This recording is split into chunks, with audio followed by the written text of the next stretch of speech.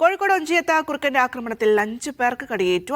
പരിക്കേറ്റവരെ വടകര താലൂക്ക് ആശുപത്രിയിൽ പ്രവേശിപ്പിച്ചു. ഇവർ അവിടെ ചികിത്സ തേടി. സമീർ സി മുഹമ്മദ് തന്നെയാണ് വിശദാംശങ്ങൾ നൽകുന്നത്.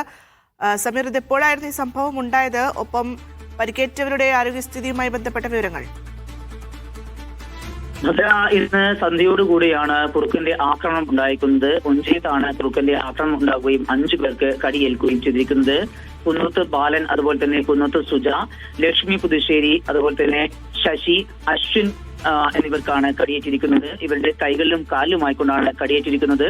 ഒറ്റ കുറുക്കനാണ് എന്നാണ് ഈ പ്രദേശവാസികൾ പറയുന്നത്. ഓടിയെത്തുകയും ഇവരെ കടിച്ച ശേഷം ഓടി മാറുകയും ചെയ്തു. ഈ കുറുക്കൻ ഇതുവരെയും പിടികൂടാൻ കഴിഞ്ഞിട്ടില്ല. പരിക്കേറ്റവരെ വടകര താലൂക്ക് ആശുപത്രിയിൽ പ്രവേശിപ്പിച്ചിരിക്കുകയാണ്.